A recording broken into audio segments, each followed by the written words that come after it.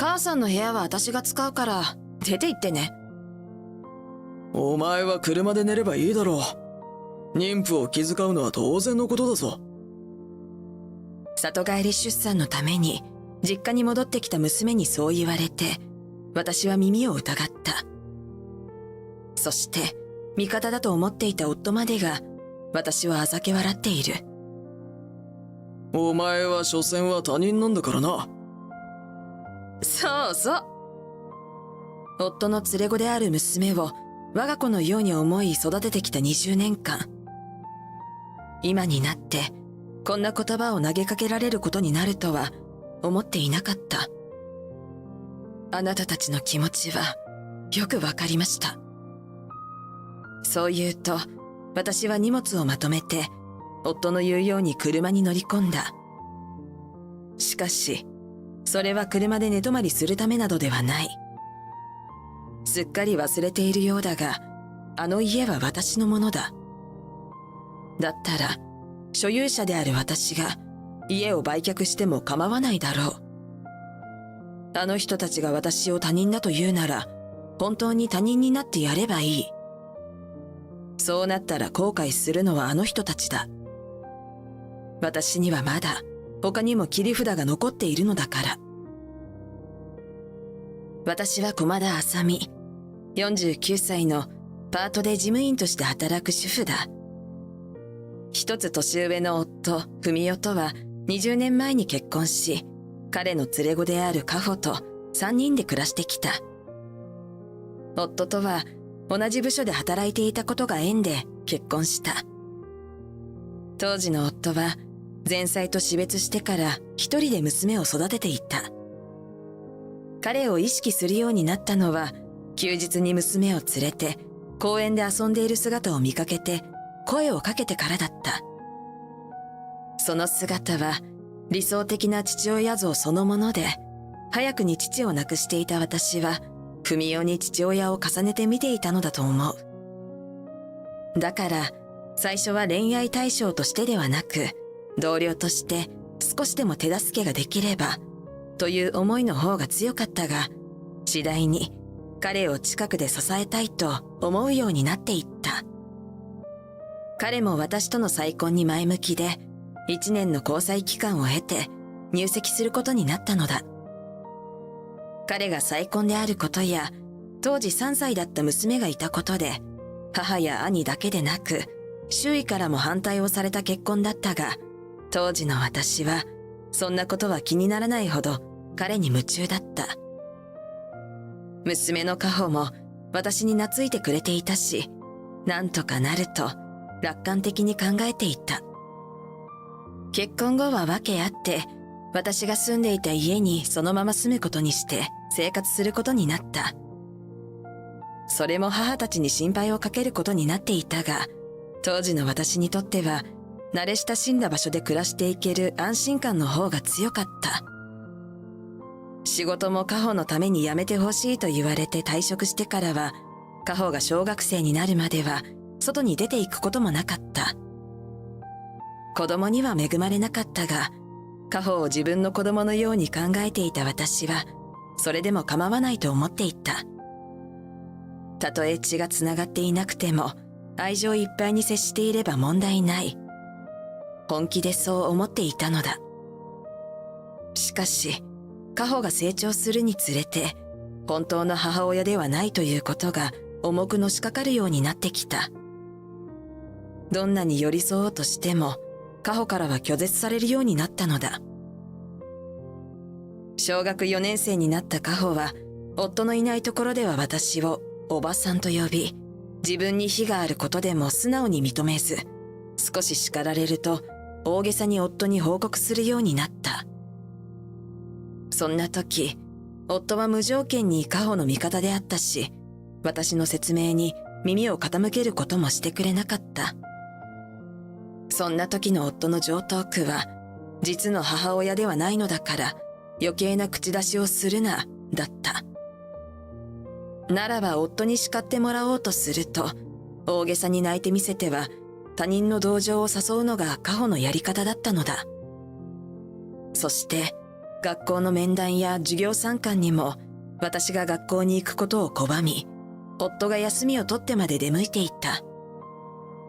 どうしても夫が休めなかった時に私が代理で行くと、この人は親じゃないと教師や他の保護者の前でも言われた。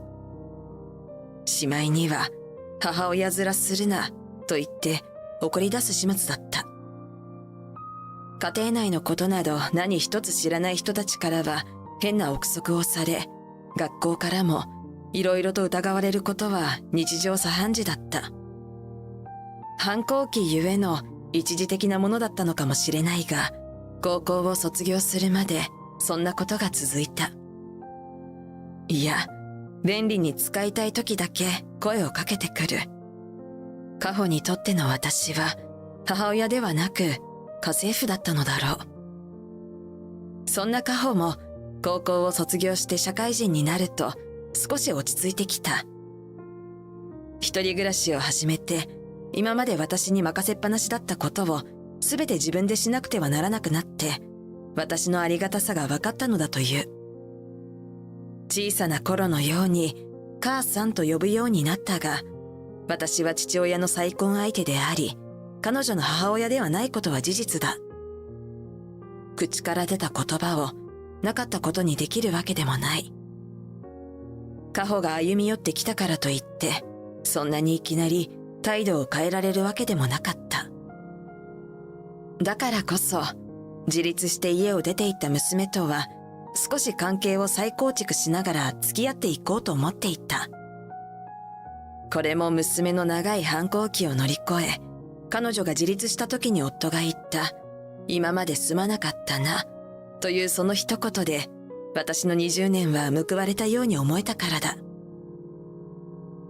それから1年が経ったある日、カホが結婚したい相手がいるので紹介したいと家に男性を連れて帰ってきた。すでにお腹には赤ちゃんがいて、妊娠4ヶ月を迎えるのだと聞いて、夫は泣く泣く結婚を承諾することになった。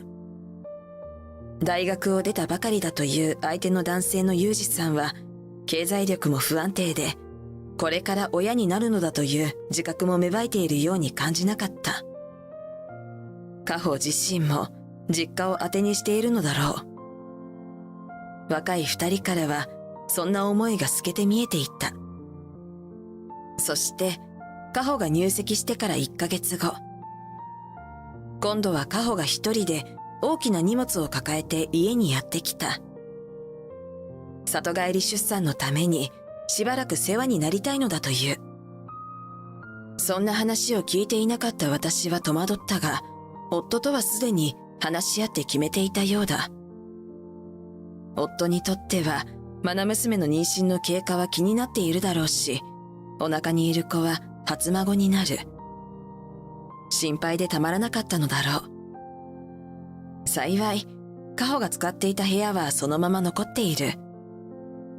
私がパートに出ている時は一人で過ごすことになるが、出産が近くなったらシフトの調整を願い出ればいい。特に反対する理由はないので、私も受け入れることにした。しかし、カホと夫が口にした言葉に、私は衝撃を受けることになったのだ。じゃあ、母さんの部屋は私が使うから、出て行ってね。出て行ってって、どういう意味？そもそも、あなたの部屋はそのままにしてあるわよ。だって、私の部屋はベビーベッドも置くことできないし、赤ちゃんが生まれたら手狭になるでしょ？その点、母さんが使っている部屋は広いじゃない。まあ、そうね。では、私があなたの部屋を使えばいいのであって、私が出ていく必要はないでしょ？あそこは私の部屋に変わりはないでしょ？絶対に入らないでよ。じゃあ、あなたは客間を使ったらいいでしょう。客間って和室じゃないの。布団の上げ下ろしを妊婦にさせるつもり？そのくらいなら無理をしない範囲でできるでしょう。子供を産んだこともない母さんに何がわかるの？何かあったら責任取れるの？なら、私が客間を使えばいいわね。なんで？客間はユージが来たら泊まってもらうから無理よ。じゃあ、私はあなたがこの家にいる間はどこで寝起きすればいいのよ。わかんないかな。母さんが同じ屋根の下にいるのもストレスってこと。お前は車があるだろう。ほら、今は車で寝起きするのが流行ってるんだろ。妊婦を気遣ってストレスを与えないようにするのは当然だぞ。何を言っているの？ここは私の家ですよ。お前がいることがストレスだと言うんだ。仕方ないだろ。仕方がない。お前は所詮は他人なんだからな。そうそう。二人の言葉に私は拳を握りしめた。この人たちは今まで私を家族だと思ったことなんてなかったのだろうか。この20年間、私は一度たりともこの人たちの家族にはなれなかったのだということか。じゃあ、母さんは家事をするとき以外は家に立ち入り禁止ってことで。無事に子供が生まれるまでは辛抱してくれよ。な？あなたたちの気持ちはよくわかったわ。私はそう言うと、すぐに荷物をまとめて車に乗り込んだ。もちろん、車で寝起きするためではない。そのまま車を発進させると、兄の住んでいる実家に向かったのだった。夫からは、買い物か？だったらビールを買ってきてくれ、などとのんきなメールが届いたが、私は無視をした。それからも二人からは交互に、メッシーはどこにいるんだとメールが届いていたが、他人に何を求めているのだと鼻で笑ってやった。家を出てから1週間後、私は残してきた私物を持ち出すためと雑務を片付けるために自宅に戻ることにした。夫たちは私の車が庭に入ってくるとすぐに近づいてきた。おい、1週間もどこで何をしていたんだ？父さんや妊婦の私に家事を押し付けるってどういうこと？出産のために里帰りしてきたのに、これなら帰ってこない方が楽だったじゃない。あら、私のことを家から追い出しておいて何を言っているの？文句を垂れ流してくる二人を押しのけて家に入ると、私の部屋にあった私物は乱雑に客間に置かれていた。こんなことができるのだから家事くらいはしても大丈夫ではないか。呆れながら持ってきた段ボールに私物をまとめると車に運ぶ。その間も夫たちは私に怒りながら文句を言っていた。そんなに騒いでいる間に食事くらい自分たちで作ったら？はあ？お前の役目だろ。役目？他人の食事の支度をなぜ私がしなくちゃいけないの？私は家政婦ではないんだけど。お前は俺の妻だろ。妻？私を他人だと言ったのはあなたたちじゃないの。それともあなたにとっては妻って他人にカテゴライズされるのかしら。私が反論してくるとは思っていなかったのだろう。夫たちは黙り込んでしまった。あ、言い忘れるところだったわ。この家は売ることにしたから、今月末には出て行ってね。は？ここは私の家なんだもの。他人なら出て行ってもらうのは当たり前でしょ。いつまで根に持ってるんだよ。他人って言ったのは言葉のあやだろ。言葉の、ねえ。そのつもりで私は離婚届も記入したから、本当に他人になっても私は構わないけれど。私に掴みかかろうとする夫の目の前に記入済みの離婚届を突きつける。夫はしばらく目の前に突き出されたものをじっと見つめていたが、私の手から奪い取るとぐしゃっと握りつぶした。こんなものに俺はサインしないからな。じゃあ離婚については弁護士を挟んで話し合いましょう。でも、この家からはなるべく早く出て行ってもらうことは決定事項だから。何言ってるの？この家は父さんのものでしょ？残念ながら、この家の所有者は私なのよ。あなたたちは私の家族だと思っていたから、住まわせていただけ。はあ？カホはまだ幼かったから知らなかったのも仕方ないかもしれないけれど、この家は私が父から相続したものなの。父さん、それ本当？ああ、実はそうなんだよ。我が物顔で出て行けたの、車で寝泊まりしろだのとよく言えたわよね。じゃあ離婚の慰謝料としてこの家をもらってあげるわよ。私が慰謝料を支払うの？なんで？離婚したいって言ったのはあんたでしょ。だったら慰謝料は払いなさいよ。カホの言葉に私は笑いが止まらなかった。慰謝料っていうのは離婚の原因になった方が支払うものなのよ。今回私が離婚を申し出たのは父さんに原因があるからよ。はあ？父さん、浮気でもしてたの？私と結婚してから20年間、この人が浮気したことはないわ。でも、私がパートとはいえ働くようになってから生活費をもらったことはないの。あなたの塾や学校にかかったお金だって私が支払ってきたわ。おい、余計なことを言うな。